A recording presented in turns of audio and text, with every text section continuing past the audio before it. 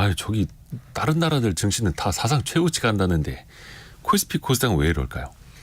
코리아 디스카운트 현상을 좀 해소해 보겠다라고 정부가 밸류업 프로그램을 내놨는데 밸류업이 안 되고 이 왜 다운이 더 되고 있죠? 아이고 참 속상합니다.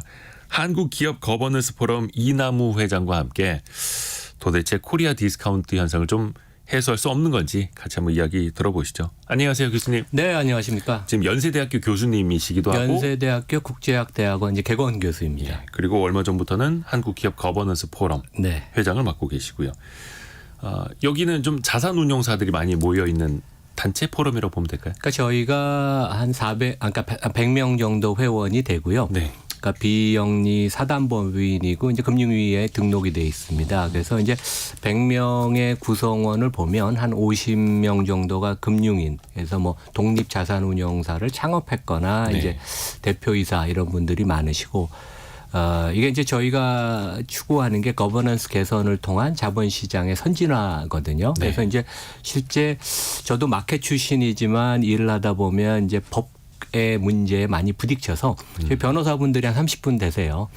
그래서 뭐 아주 그 시니어 분들도 있고 그 젊은 분도 있고 외국 변호사 분들도 많고 미국 그 증권관리위원회 SEC 근무했던 분도 있고 그래서 법과 관련된 것도 저희 전문가들이 많으시고 나머지 20% 정도는 이제 뭐 그 대학교 교수님이나 컨설팅 그래서 그 상근 직원은 한 명밖에 없고 다 재능 기부입니다. 저도 그러고 그래서 volunteer 하는 거고 열심히 의견을 모아서 지혜를 모아서 이제 좋은 자본시장을 만들자. 특히 이제 거버넌스에 저희가 이제 주안을 두고 있습니다.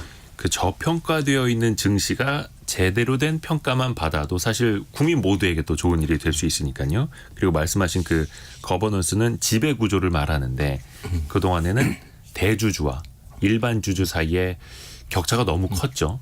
의사결정 구조도 마찬가지고 그걸 이제 바꿔나가자라는 거였고 중요한 거는 어저께 정부가 코리아 밸류업 프로그램을 한 가지 발표를 했습니다. 물론 이제 1차이기는 한데요. 근데 증시가 많이 떨어졌더라고요. 어떻게 평가하세요? 총평부터 좀 부탁드릴게요. 그러니까 이제 밸류업이라는 게 영어 표현이어서 좀 어려울 수도 있는데 이제 기업의 가치를 올리자. 네. 이제 일본이 길게 보면 한 10년 정도 준비를 해왔고 과거 1, 2년 동안 아주 바짝 그 기업 밸류업을 해서 사상 최고치를 지금 경신했잖아요. 네. 니케이가.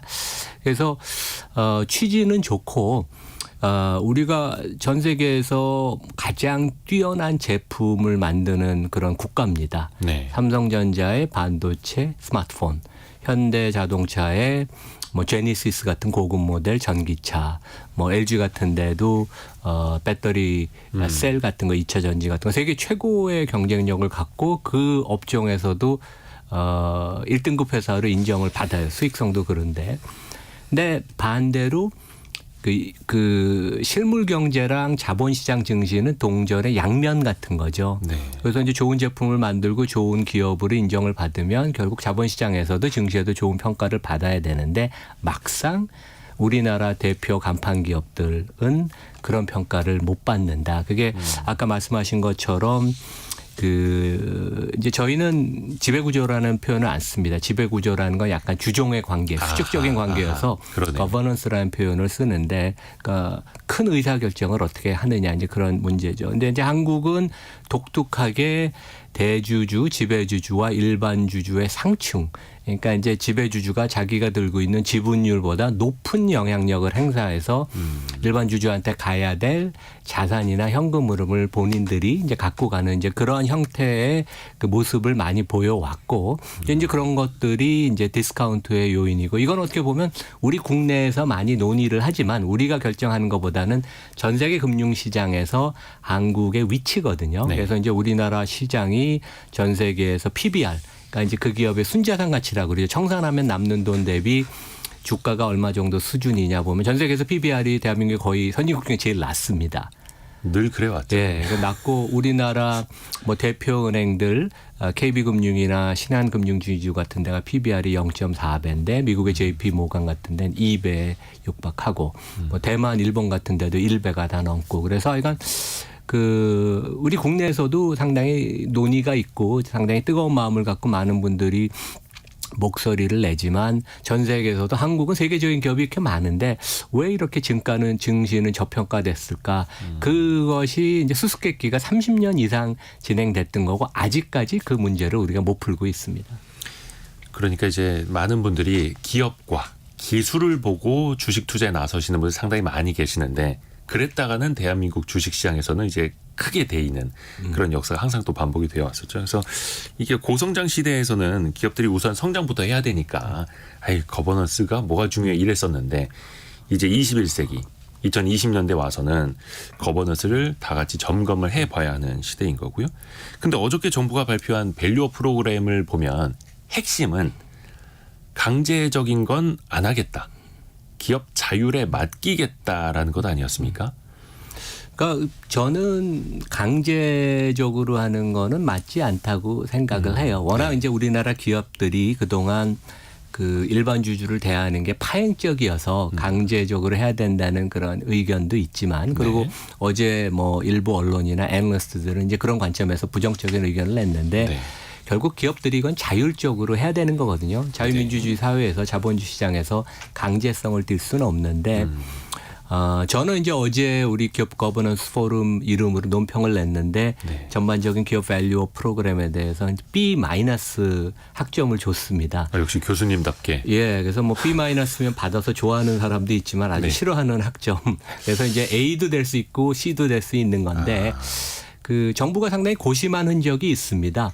그리고 이제 균형을 맞추려고 하고 하지만 어제 뭔가 확정안이 나오는 줄 알았는데 외국인들은 특히 그렇게 생각했어요. 그렇죠. 아니면 기사들 나왔던 게 2월 26일에 밸류 프로그램이 발표된다, 네. 확정된다 이랬었거든요. 근데 이제 국내에서는 이제 며칠 전부터 약간 그건 아니고 뭔가 의견 수렴하는 것처럼 보인다고 이제 저희는 얘기는 들어서 기대 수준이 좀 낮아졌죠. 근데 이제 한국 시장에 30%를 차지하는 외국 투자가들은 뭔가 확정안이 어제 나오는 줄 알고 가령 이제 오전에 유튜브 라이브 방송을 거래소가 했죠. 한국거래소에서 하는 토론회가 이제 세미나가 중계가 됐죠. 근데 이제 콜인을 했는데 한국어로만 방영을 하고 영어로 동시 통역도 안 돼서 이제 외국 투자가들이 많이 황당을 했는데 그걸 외국인 투자자들도 많이 기다렸던 건가요? 당연하죠. 왜냐하면 한국에 뭐 우리나라 증시에 한 500조 원의 돈을 투자했고 이것은 전 세계 시장에서도 볼 때 가장 큰 이벤트 중에 하나예요. 상반기 네. 우리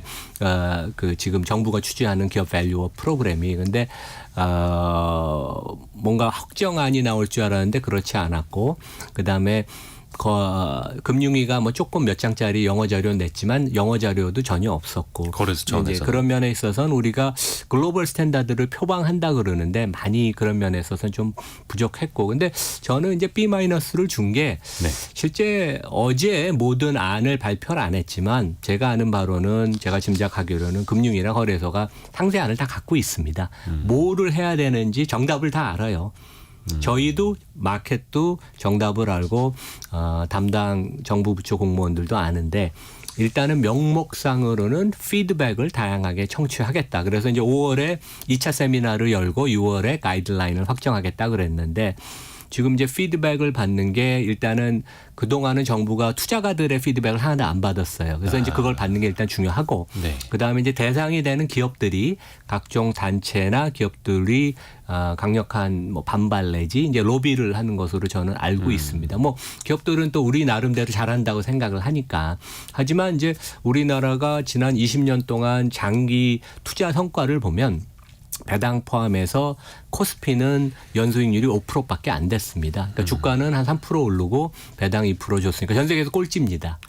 오히려 사회주의 국가인 중국보다도 그렇죠. 주주들에게 돈을 안 돌려주죠. 그러니까 이제 암만 좋은 제품을 만들어도 내가 주주라는 건 회사의 주인인데 얻은 성과는 워낙 그 바닥권이기 때문에 주주들이 우리 일반 국민 가입자들이 이런 그 변화를 요구를 하는 건데 기업들이 일반적인 우리 국민의 눈높이에는 상당히 못 미쳤다. 이제 그렇게 얘기를 할 수 있습니다. 조금 전에 박성춘 님이 KBS 콩을 올려주셨는데 오늘 드디어 한국장을 모두 정리했습니다. 미국, 일본으로 주식 이민 갑니다. 다시 귀국할 수 있을까요? 꼭 다시 오고 싶은데 가능했으면 좋겠네요. 근데 되게 가슴 아픈 현실인데 실제로 제 주변에도 그렇고 많은 개인 투자자분들이 이제 속된 말로 이래서 국장은 안 된다. 이러니 다시 한번 이번에 미국이나 일본이나 해외 투자를 해야 된다라는 걸 다시 한번 느꼈다라고 말씀하시는 분들이 많아서 저도 너무 가슴이 아프더라고요.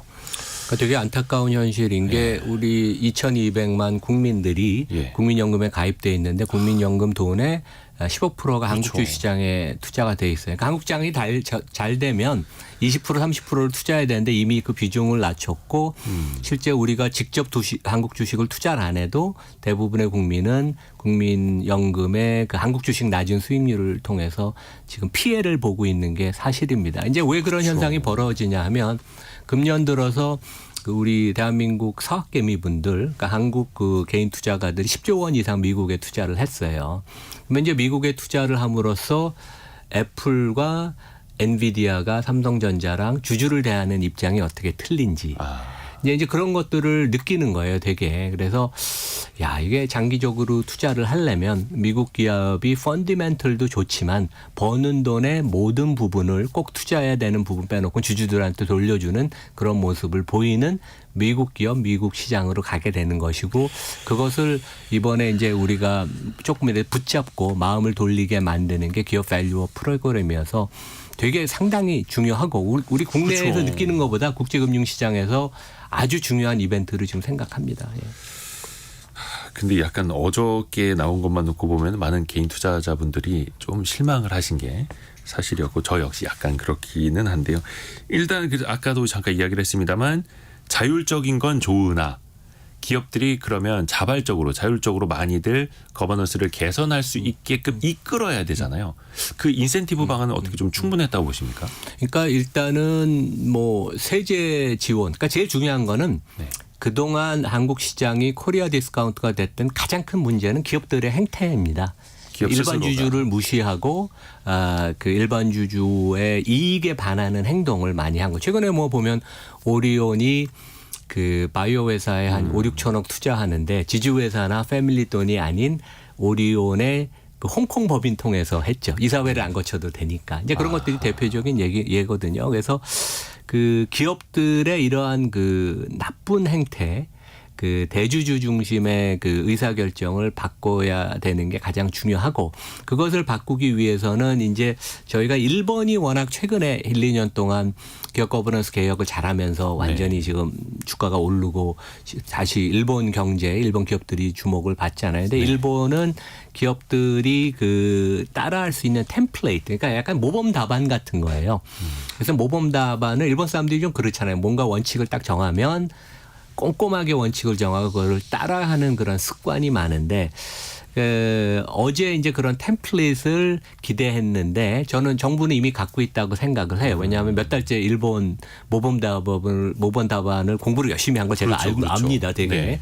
그런데 어제 공개를 안 해서 그게 이제 아마 이제 기업들의 반응을 좀 보려고 그런 건데 그 기업들이 따라할 수 있는 모범 답안 템플릿을 아주 정교하게 상세하게 발표하는 게 중요하고 그게 되면 발표를 뭐 저는 이제 6월 가이드라인은 너무 멀어서 한두 달이면 피드백 다 받습니다. 그래서 4월이나 5월에 네. 그 가이드라인을 확정하면 좋을 것 같고 기업들이 이제 지금 뭔가 해야 된다는 의무감을 되게 느껴요. 저한테도 이미 찾아온 10대 기업도 있고 중견기업도 제가 오늘 점심 먹는 중견기업 대표도 있는데 많은 기업들이 이거는 이제 시대가 바뀌어서 우리가 뭔가 해야 된다. 안 할 수 없다. 서로 눈치를 보지만 내가 어느 정도까지 그 여기에 이제 맞춰야 되는지. 근데 일본 같은 데 보면 그 일본이 많이 변했던 건 거래소 이사장인 그 야마기 상이라고 노무라 사장 출신인데 네. 이분이 주말마다 기업인들하고 골프를 치면서 옛날에 우리 친구였지만 이러한 그 기업 거버넌스 개혁에 동참을 해달라고 약간 이제 뭐 웃으면서 얘기를 하지만 상당히 그 강압적인 메시지를 줘서 그러니까 결국 기업이 하는 거지만 그래서 저는 되게 이번에 그 정부 경제부처 장들이 뛰어야 된다고 생각해요. 금융위원장, 거래소 이사장, 뭐 기재부 차관 같은 분들이 해외 투자가들 만나서 피드백도 직접 본인들이 받고 기업인들을 수시로 만나서 기업인들 만나는 걸 피할 이유가 없습니다. 예. 만나서 정부의 메시지는 이거고 이것을 꼭 실천하기를 당부한다. 그런 거가 되게 중요해요. 그래서 제 생각에는 하여간 관련된 금융수장들이 앞으로 두세 달을 열심히 뛰어다니고 하반기에도 계속 그런 역할을 해야 된다고 생각합니다. 시장 참여자들의 목소리 이제 국내외 가리지 말고 듣고 또 기업인들도 어떻게 보면 이제 설득할 필요도 있다라는 그렇죠. 거고요. 이남우 교수님한테도 그 외국인 투자들이 많이 찾아온다면서요. 한국 투자해도 되겠느냐. 그러니까 제가 듣기로는 한 1, 20년 전부터 아유 참 한국 주식 저평가돼 있다라고 해서 자기네 보스를 설득을 해서 한국에 투자를 늘렸는데 그 기업이 대주주 총수만을 위한 기업 분할을 해서 막 재상장 이러면서 실제 그 의사결정을 설득했던 펀드 매니저가 막 많이 혼나고 그래서 다시는 한국에 투자하지 마라. 뭐 이런 사람들도 좀 LG 케이스. 있었다고 거기를 포함해서. 예, 거기를 포함해서. 예. 그래서 요즘은 좀 어때요? 외국인 투자들이 교수님 찾아올 때. 요즘 뭐 엄청나게 외국 투자가들이 한국을 방문하고 있고 네. 그 전에는 이제 한국 담당 펀드 매니저 혼자가 네. 이제 뭐 애널리스트랑 같이 오는데 요즘은 한국에 대한 관심이 진짜 지대하게 높습니다. 그게 어느 정도 높냐면 제가 뭐 한 35년 시장에 참여를 했지만 네. 우리가 외환 위기를 겪고 극복을 한 97년, 98년만큼 관심이 높아요. 그래서 제가 그만큼 싸다라는 뜻일까요? 그러니까 회사의 펀드멘털 대비 저평가돼서 뭔가 이게 잘 되면 어마어마한 코스피 상승이 있을 수 있다. 그래서 뭐 김수영 부위원장은 4, 5천까지 가는 건 오래 걸린다. 근데 시장은 똑똑해서 빨리 갈 수도 있습니다. 제대로 우리가 잘 한다면. 그래서 지금은 제가 지난주, 지지난주에 한 4, 500명 외국 투자가랑 줌콜을 했고요. 물론 이제 증권사들이 연결을 해줬고 그다음에 내일도 미국의 가장 큰 펀드의 아시아 대표 포함해서 8명을 한꺼번에 만납니다. 거의 뭐 하루에 한두 군데를 만나는데 그만큼 한국에 요즘 방문하는 사람들이 아주 시니어들 그 글로벌 헤드 아시아 대표 이런 사람들이 오고 그만큼 한국에 관심이 있고 우리가 이번에 제대로 잘하면 정부도 제대로 하고 기업도 거기에 발맞춰서 열심히 밸류업을 시키면 대한민국이 진짜 그 변할 수 있는 그런 계기라고 생각을 합니다. 외국계 펀드를 운용하는 사람들도 이제 더 높은 사람들이 오기 시작을 했고, 그러니까 저렴하니까 그죠? 펀더멘털 대비 저렴하니까 관심은 있고. 한국 주식을 사고는 싶은데 그리고 그 사람들 걱정되는 그런 거죠. 게 있어요. 그 글로벌리 아시아 투자한 사람은 항상 일본과 한국을 비교합니다. 왜냐 산업 구조가 비슷하고 그렇죠. 항상 대만도 경쟁을 우리 많이 하고 대만도 이제 네. 비교를 하고 근데 대만은 워낙 주주 친화적이었고 대만은 실제 97년부터 배당을 안 하는 기업에 그 중과세를 하고 그랬어요. 배당 안 하면 세금만이 내라. 그러니까 이익 중에 상당 부분을 배당을 안 하면 그 법인세율을 높게 부과를 하고 그래서 거의 반강제적으로 했습니다. 우리도 뭐 그런 것도 생각할 수 있어요. 근데 하여간 일본 한국 얘기로 돌아가면 그 일본이 가장 느리고 변화가 없는 나라인데 진짜 일본이 이렇게 뼈가 그 뼈 깊이 그 개혁을 했는데 네. 한국이 어떻게 안 할 수 있냐. 근데 이제 그런 생각을 하는 사람도 있고 그 사람들은 이제 한국을 조금 이제 변화가 긍정적으로 있을 거라고 보는 사람이고 또 다른 캠프는 한국은 그러니까 오래 한국을 본 사람이다. 한국은 절대로 변하지 않아. 한국과 일본의 가장 큰 차이는 네. 일본은 지배주주가 없고 한국은 패밀리들이 지배주주가 있는데 세계에서 가장 안 변하는 일반 주주 권리를 침해하는 그런 패밀리들이 있기 때문에 한국은 그래도 변하지 않을 거야. 그래서 외국인 투자가들 사이에도 나뉘지만 워낙 한국이 그동안 주가가 3년 5년 동안 형편없었기 때문에 아시아 펀드나 글로벌 펀드에서 한국 비중이 극히 낮아요. 그래서 조금 편입 비중을 높인 게 최근에 이제 한 10조 원 산 거고 이제 우리가 잘해서 변하면 어마어마한 돈들이 들어올 여지가 있습니다. 예. 사실 일본에서도 가업 승계, 가족 경영이 유명하긴 한데 그거는 비상장사일 때, 그렇죠. 가족 회사일 때나 좋은 거고 상장을 해놨다라는 건 이제 시장에서 주식 거래를 시킨다라는 의미뿐만이 아니라 공개 기업으로서의 의미가 있는데 우리나라는 공개 기업으로 만들어 놓고도 족벌 경영을 계속해서 하고 있으니 이 소유와 경영을 분리하는 게 사실은 이 근본 자체가 다른 것 아닙니까? 저 해외랑 우리나라랑 특히. 그러니까 이제 미국이나 다른 나라의 거버넌스의 가장 큰 문제는 그 전문 경영인이 자기 중심으로 생각하고 과도한 급여를 갖고 가는 것에 대한 견제가 가장 큰 문제고 네. 대한민국은 그거랑 다르게 지배주주와 일반 주주의 상충, 그러니까 지배주주가 너무 자기 지분율보다 과도한 영향력을 그렇죠. 행사해서 일반 주주한테 피해를 주는 이제 그런 문제. 그래서 한국은 약간 그 갈라파고스 같이 전 세계 거버넌스 학문적인 세계에서도 우리나라 되게 독특한 그런 거버넌스의 문제를 가진 그런 나라입니다. 되게. 그래서 외국에서도 참 연구 대상이 최근에 우리나라 증시가 많이 그렇죠. 되고 있더라고요. 예, 예. 그래서 이제 등장을 하는 게 스튜어드십 코드라고 하는 겁니다. 스튜어드는 집사를 이야기하는 건데 대표적으로 연기금들 본인들에게 본인 기관에게 돈을 맡긴 사람들 이해에 가장 충실하게 대변을 해줘야 된다라는 거지 않습니까? 근데 이게 스튜어드십 코드도 국민연금도 이걸 도입한 지가 꽤 오래되지 않았나요? 근데 이게 그렇죠. 제대로 예. 작동을 아직까지 예, 안 예, 하고 예, 있다는 예. 걸까요? 그러니까 일본이 거버넌스 개혁이 성공한 가장 큰 이유가 2014년 15년에 그 스튜어드십 코드랑 기업 거버넌스 코드를 그 정착시키고 꾸준히 우리는 밖에 소문은 안 났지만 네. 되게 일본은 꾸준히 해왔고 우리도 도입을 했지만 약간 유명무실. 오히려 최근에는 1,000조 원을 운영하는 국민연금이 이 스튜어드십 코드라는 것은 갑자기 뭘 그 정치적인 발언을 하는 게 아니에요. 오히려 국민연금 같은데 이사장이 어떤 뭐 공기업 같은데 이제 CEO 선임의 정치적인 발언을 해서 화제를 일으키지만 자기가 투자한 기업에 대해서 그 기업 가치가 올라가고 본인들의 그 주주 권리가 확보되게 계속 그러한 목소리를 내는 거거든요. 그래서 이제 외국 같은 데는 노르웨이 국부펀드 놀지스라고 한국에도 투자를 많이 합니다. 네. 그런 데는 공개적으로 목소리를 내고 실제 본인들이 의결권을 행사하기 전에 이미 네. 홈페이지에 공개를 합니다. 우리는 이렇게 투표를 할 것이고 찬성 반대를 하면 그 이유를 밝혀서 되게 그 다른 기관 투자가들이 그 스튜어드십 코드를 따라갈 수 있게 하는데 우리는 과연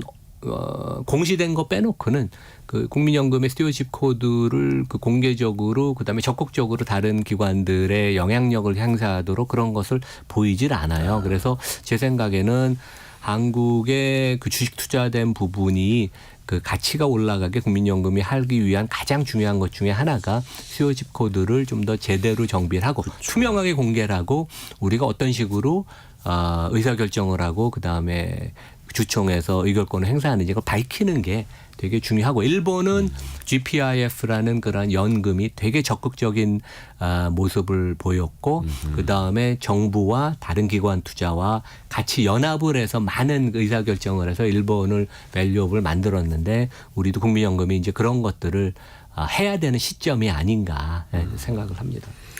그러니까 싱가포르 국부펀드도 그렇고 노르웨이 국부펀드도 그렇고 일본의 연기금도 GPIF, 그렇고 예. 각자 자신들에게 돈을 맡긴 그 국민들 자산을 최우선으로 생각을 그렇죠. 하고 있으니 우리 국민연금도 마찬가지여야 되는 거고 또 일각에서는 이게 기업 경영권을 과도하게 침해하는 것 아니냐 막 이런 반론도 나오지 않습니까?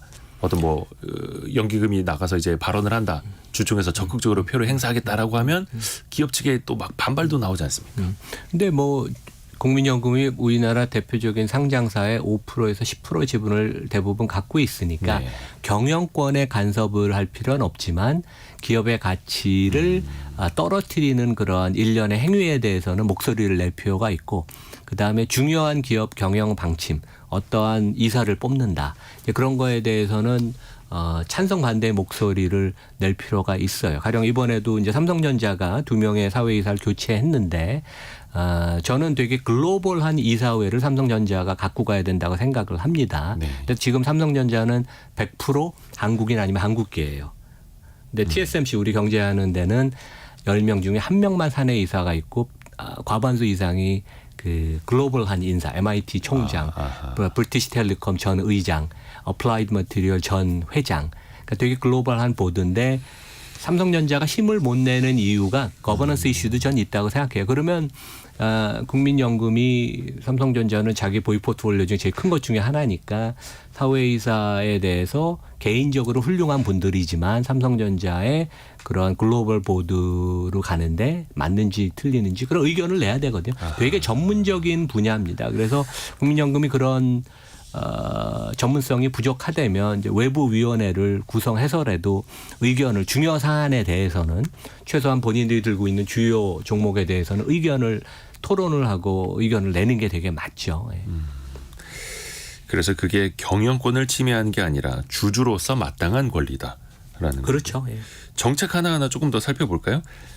이번에는 이제 정부가 밸류 프로그램 발표할 때 그냥 잠깐 문구 하나만 넣고 지나가긴 했습니다만 상법 382조의 3항 이게 이사의 충실 의무인데 지금은 이사가 회사를 대리하여 충실하게 경영을 해야 된다라고 되어 있는데 이거를 회사와 모든 주주를 위하여라고 이제 바꾸자라는 운동 아니겠습니까? 근데 얼마 전에 윤석열 대통령도 상법 개정 필요하다 추진하겠다라고 이야기를 했습니다.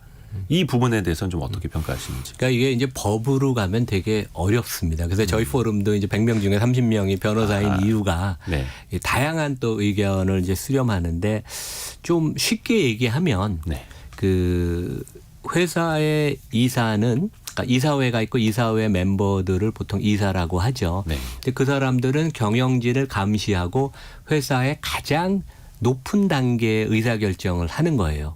되게 그러니까 중요하죠. 근데 이제 그러한 이사들이 사내이사도 있고 사회이사도 있습니다. 저도 사회이사 하는 회사가 있지만 그 의사결정을 할 때 기업 입장에서만 생각하는 경우가 많아요. 근데 그게 지금 우리의 상법이고 대법원 판례가 그렇습니다. 근데 선진국에서는 거의 모든 선진국에서는 이사는 충실의 의무에 있어서 회사를 위하고 동시에 and입니다. 동시에 그 주주를 위해서 그래서 실제 뭐 지금 야당인 그 민주당의 이용우 의원이 총주주 비례적 이익이라는 그런 법안을 지난주에도 발의했는데 네. 지금 이제 실제 이사회를 가면 대부분의 사회 이사분들은 특히 법을 많이 아는 분들은 거의 아무 일을 안 하십니다. 왜냐하면 회사에 대한 충실의 의무만 있기 때문에 그냥 도장만 찍으면 돼요. 하지만 주주에 대한 충실 의무가 도입이 되면 모든 안건에 대해서 내가 객관적으로 독립적으로 판단해야 하기 때문에 완전히 이사회의 의사결정의 프로세스와 그것에 대한 결과에 책임을 지는 게 바뀝니다. 가령 LG 그룹이 LG화학이 불과 2년 전에 LG에너지 솔루션을 분할해서 사업부에서 분할해서 상장하는데 그랬죠. 이사들이 다 찬성을 했어요. 근데 그 당시에 우리가 상법을 적용을 해보면 이사의 회사에 대한 충실만 그 사람들은 한 것인데 네. 왜냐하면 회사 입장에서는 사업부로 있나 분할하나 상관이 없습니다. 그렇죠. 회사에 충실했던 거죠. 이게 뭐 청천벽력 같은 엄청난 악재고 그 이후로 LG 화학 주가가 40% 하락을 했죠. 예. 근데 주주 입장에서는 이게 대단히 안 좋은 거니까 그렇죠. 그 당시에 그 상법상 이사의 충실의 의무에 주주에 대한 충실의 의무가 포함이 되었더라면 그 당시에 이사회는 이런 의사결정을 감히 못했을 것입니다. 그리고 그렇게 했다면 법률적인 그 리스크에 개별 이사들이 다 노출이 되죠. 그래서 어떻게 보면 거버넌스 개선에 가장 어렵지만 꼭 해야 되는 부분이 상법 개정을 통한 이사의 충실의 의무를 명확히 확대적으로 하는. 그러니까 이게 글로벌 스탠다드입니다. 한국만 지금 이게 없어요. 그래서 법을 바꾸는 게 어렵습니다. 하지만 꼭 우리가 해야 되는 것이다. 예. 많은 분들이 느끼셨습니다만 LG화학에서 LG에너지솔루션이 이제 분할돼서 재상장이 됐고 근데 그 시가총액이 거의 100조 원에 상장을 해서 지금도 이제 95조 원 시가총액이죠. 그 집은 한 LG화학이 한 80% 갖고 있는데 95조 원의 80%를 갖고 있는 회사의 시가총액이 지금 33조 원입니다. 이게 이제 현실인 거죠. 그러니까 그 모기업 투자했던 사람들 입장에서 이제 화가 안 날 수가 없는 거죠. 이제 그런 것도 있습니다. 그러니까 그 LG 그룹의 지배주주인 패밀리가 지주회사를 통하고 지주회사 바로 밑에 LG 화학이 있으니까 본인이 소유하거나 그 아래 단의 회사는 낮은 주가를 유지하는 게 대주주 입장에서는 세금을 낮게 내는 그런 인센티브가 있는 거예요. 이제 그런 그 비하인드 스토리도 있을 수가 있습니다. 그래서 우리나라에 이제 여러 가지 잘못된 법 체계 이제 이런 것들이 이제 다 맞물려 있는 그런 그 상황이죠. 그렇죠. 그래서 족벌 경영, 장자 승계를 해야 되고 장자가 없어서 뭐 입양까지 해서 장자를 만들어서 또 경영을 해야 된다라고 하는 걸 이제 21세기에는 좀 달라져야 할 텐데 이런 것도 외국인 투자자들이 좀 의문시하기는 하죠. 이 족벌 경영이. 근데 이제 패밀리 비즈니스라는 게 그 자체가 나쁘진 않습니다. 뭐 그렇죠. LVMH 있고. 같이 예. 그다음에 미국에도 아주 그 뛰어난 그 월마트 같은 데는 이제 월튼 패밀리. 그러니까 패밀리 기업들은 기본적으로 장기적인 생각을 하고 그러기 때문에 그 좋은 경영 성과와 실제 장기적인 주가 퍼포먼스도 좋아요. 그런데 그렇지만 그런 과정에 있어서 지배 패밀리가 일반 주주를 그 존중을 해줘야 되죠. 이제 그렇죠. 한국에 있어서는 패밀리가 주도하는 대기업들이 그동안 뛰어난 경제에 대한 기여는 했지만 그 성과를 나누는 과정에 있어서 일반 주주한테 피해를 많이 줬기 때문에 이제 우리가 코리아 디스카운트가 생기는 거죠. 그렇죠. 그 가족 경영 자체가 나쁜 게 아니라 그렇죠. 그 과정에서 일반 주주들에게 피해를 전가시키느냐 아니냐 동반해서 가느냐. 그리고 그 이제 이해관계에 당연시 따라서 그동안 이제 생각해 왔으니까요. 이제 그 달라져야 되는 거고요. 또 정부가 내놓은 이야기 중에 하나가 코리아 밸류업 지수를 만든다라고 합니다. 그래서 ETF도 상장시킬 수 있게 하겠다. 여기에다가 PBR, PER, ROE, 배당 성향 같은 여러 가지 계량적 지표를 넣어서 그러니까 주주 가치를 잘 만들어가는 기업들만 모아서 투자할 수 있는 풀을 만들겠다라는 건데 이게 일종의 좀 대안이 될까요? 시장에 좀 도움이 될까요? 그러니까 이게 뭐 핵심 그 정책은 아닌 것 같고요. 이 밸류업 프로그램을 성공적으로 정착시키기 위한 그러한 여러 가지 뭐 그 디딤돌 중에 하나인 것 같아요. 그래서 뭐 기본적으로 컨셉트는 개념은 나쁜 것이 아니고 근데 이제 안타까운 것은 저희가 생각해 보면 네. 원래 선진 시장에서는 PBR을 잘 보지도 않습니다. 왜냐하면 PBR은 과거를 놓고 보는 거지 그렇죠. 주식시장이라는 건 미래를 놓고 보는 것이거든요. 쌓아놓은 순자산. 그래서 우리는 여전히 일본과 똑같이 과거의 문제, 그 과거의 그 잘못된 걸 해결하는 데 지금 매달려 있는데 일본은 이제 PBR이 1.4, 1.5까지 갔어요. 근데 이제 미국 증권사들 분석에 의하면 내년 후년쯤 되면 PBR이 2.0에 넘어가면 PBR 지표를 거의 안 볼 겁니다. 그러면 전 세계 주요 선진국 중에 과거에 머물러서 PBR 갖고 지금 논란을 하는 국가는 우리 대한민국밖에 안 된다. 그래서 우리도 하여간 PBR이 한 1.0쯤 된다고 하는데 빨리 우리 코리아 디스카운트가 없어져서 레벨업이 돼야 됩니다. 예. 씁쓸한 거죠. 네. 그러니까 진짜 컴퓨터 몇 대만 있는 기업이 그러니까 자산이 얼마 없는 거 아닙니까? 그 기업들이 정말 수조 달러까지도 가고 뭐 이렇게 할 수 있는 게 사실은 이제 21세기니까요. 좀 생각을 많이 바꿔야 되는 거죠. 한규봉님이 자국민도 자국장에 투자를 안 하는데 정말 큰일입니다라고 보내주셨고요. 그리고 김진아님이 경영권이 그렇게 중요하면 주식회사로 기업 공개를 하지 말고 그냥 개인 회사로 가지고 있어야죠라고 이렇게 또 반문을 해주셨고요. 그러면 교수님이 보시기에 이 기업을 좀 보고 배우면 좋겠다. 밸류업 프로그램의 상징과도 같은 그래도 우리나라에 좀 잘하는 기업이 있지 않겠습니까? 찾아보면. 그러니까 저희 그런 문의를 많이 받아요. 한국의 대표적인 기업 가치를 만드는 데가 어디 있냐. 그러니까 이제 의혹 투자가들도 물어보고 국내에서도 언론에서 물어보면 저희 100명이 토론을 하면 몇 개가 거의 없습니다. 그래서 공통적으로 나오는 게 메리츠 금융지주회사. 그래서 이제 어제 그 거래소 세미나에도 뭐 이제 사회자가 나오고 패널이 나왔는데 선수들이 없었어요. 우리 시장에서 아는 선수들이 없어서 좀 아쉽고 내용이 실제로 주주 환원을 하는 회사도 초조가 됐어야 되고 가장 대표적인 자산운용사의 뭐 CEO나 이제 이런 분들이 왔었어야 되는데 어제 빠진 사람은 메리츠 금융지주회사의 대표이사인 것 같아요. 그래서 주제 발표를 하거나 패널로 들어와서 우리가 밸류를 이렇게 만들었다는 걸 보여줘야 되는데 그래서 조금 아쉬웠고 이제 이 회사는 참 특이합니다. 여기도 뭐 어떻게 보면 범한진그룹의 패밀리의 일원이었고 그렇죠. 그다음에 거기 뭐 조 회장님께서 소유와 경영 분리를 발표를 하셨고 그다음에 이 회사는 여러 상장 회사가 많았는데 우리나라 이제 보면 그 뭐 LG나 카카오가 이제 분할 상장, 복수 상장으로 이제 여러 가지 문제를 많이 일으켰는데 쪼개기 상장, 예. 주식 장사. 예. 근데 메리츠는 증권, 화재 다 나눠져 있던 걸 다 통폐합해서 지금 한 개 회사, 지주회사만 상장이 돼 있고 그 회사의 시가총액이 17조 원. 하나금융보다 시총이 큽니다. 여기는 그러니까 은행도 없는데. 금융그룹인데 은행이 없는 금융그룹으로는 제일 크고 네. 그리고 은행이 있는 금융그룹만큼 커진 거죠. 우리금융, 하나금융보다 시총이 크고 PBR이 1.7배. 미국 JP모건 수준입니다. 그래서 우리도 이렇게 할 수 있다. 그래서 여러 가지 거버넌스의 그런 약속을 지켰고 그중에 가장 대표적인 것은 우리가 버는 돈의 50%를 주주 환원하겠다고 작년에도 약속을 지켰어요. 네. 그래서 이게 KB금융에서부터 다른 금융 지주 회사들도 주주 환원을 많이 하고 이런 식으로 가면 지금 PBR 0.4배에 다 머물고 있는데 0.5배, 0.8배, 1.0배까지 충분히 갈 수 있습니다. 그래서 최근에 주가 금융주 오른 건 의미는 있다고 생각해요. 네. 그리고 이제 우리가 보통 얘기할 때 한국에서 그래도 거버넌스가 괜찮은 데가 어디냐 하면 대주주가 없는 금융지주 회사들이 대기업보다 낫다고 생각합니다. 오히려 총수가 없는 곳이. 그런 거에 놓고 보면 금융지주사가 상당히 저평가돼 있죠. 예.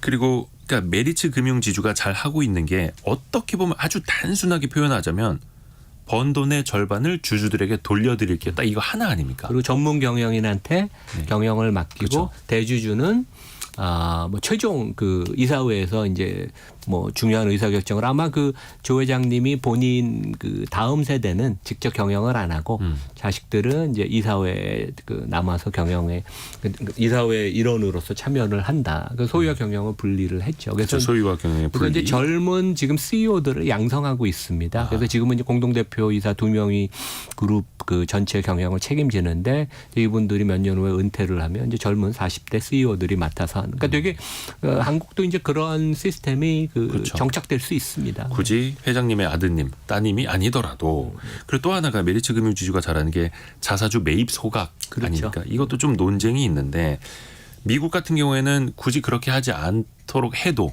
자사주를 매입하면 자동적으로 소각을 하는 시스템으로 가고 있는데 우리나라는 자사주를 매입은 해도 소각은 잘 안 하려고 하죠. 이게 가져다주는 효과나 의미는 좀 어떻게 봐야 될까요?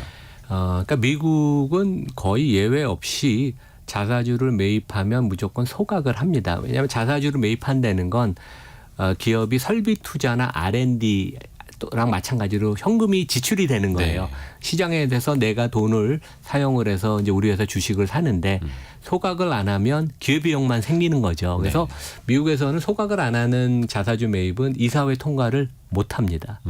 그게 이제 아까 말씀드린 이사의 충실의 의무에 주주에 대한 충실의 의무가 당연히 있으니까. 이거 누굴 위해서 자사주를 사들이는 거야? 이렇게 보는 거죠. 그리고 이제 재미있는 게 우리나라 거래소는 자사주를 매입해도 그 매입한 부분을 시가총액에서 안 빼요. 되게 그것도 이제 잘못된 거고 네. 저희 포럼에서 외국 투자가들 연기금 포함해서 물어봤는데 한국을 오래 투자한 외국 투자가일수록 자사주에 대해서 항상 시장에 다시 나올 가능성이 있으니까 자사주 산 부분을 인정을 안 합니다. 그러니까 기업은 몇 천억 몇 조를 들여서 자사주를 샀다고 발표를 하는데 거래소도 인정을 안 하고 외국 투자가도 인정을 안 하니까 뭔가 이게 되게 잘못돼 있는 거예요. 그래서 강제 소각도 어떻게 보면 약간 좀 뭐 강제성이라는 게 좋지는 않죠. 근데 얼마나 이제 반칙을 그동안 많은 기업이 해왔으면 이렇게밖에 할 수 없는가. 근데 이것도 기업의 경영인들과 이사들이 상당히 반성을 하고 이게 소각이 없는 자사주가 뭐가 의미가 있는지 생각을 해봐야 됩니다. 네.